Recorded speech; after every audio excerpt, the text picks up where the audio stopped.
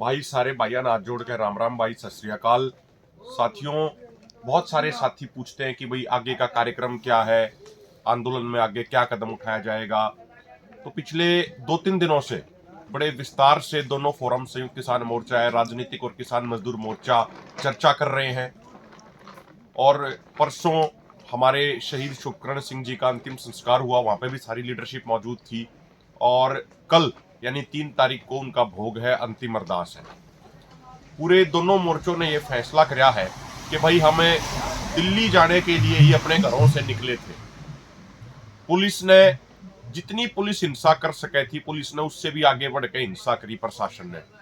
हरियाणा में 50,000 से ज्यादा पैरामिलिट्री फोर्स इन्हें डिप्लॉय कर दी, सारे रोड रोक दिए, सब कुछ इन्हें रोक दिया, गोली भी चला दी इन्होंने, जहरीली गैस के गोले भी छोड़े।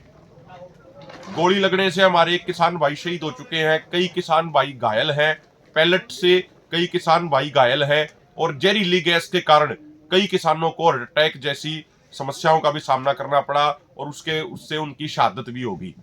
तो जितना सरकार जुल्म कर सकती है, जितना सरकार तानाशाही कर सकती है, जितना सरकार क्रूरता बरत सकती है, सरकार उससे भी आगे बढ़ के वो सारे काम कर रही है। ऐसे उसमें दोनों फोरमों ने ये फैसला किया है कि हम मजबूती से यहीं पे बैठेंगे जब तक सरकार की ये तानाशाही और जुल्म कम नहीं होगा। जब तक सरकार ये बंद किए हुए रास्ते नहीं खोलेगी, तब तक हम शंभू और खनौरी बॉर्डर पर यहीं मजबूती से बैठेंगे। और जिस दिन सरकार की ये तानाशाही, सरकार की ये क्रूरता, सरकार का ये जुल्म कम होगा, सरकार जब ये रास्ते खोलेगी, उसके बाद हम दिल्ली जरूर जाएंगे।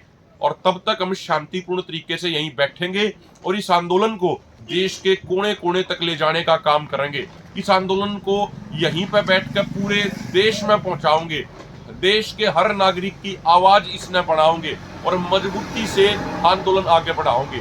तो मेरी प्रार्थना है अपने हरियाणा के साथियों से भी कि जो साथी शंभू पहुंच सका वो शंभू पर, जो साथी खनौरी पहुंच सका वो खनौरी पे, अपने अपने गांव के, अपने अपने ब्लॉक के वे अपने टेंट लगावें, मजबूती से लगावें।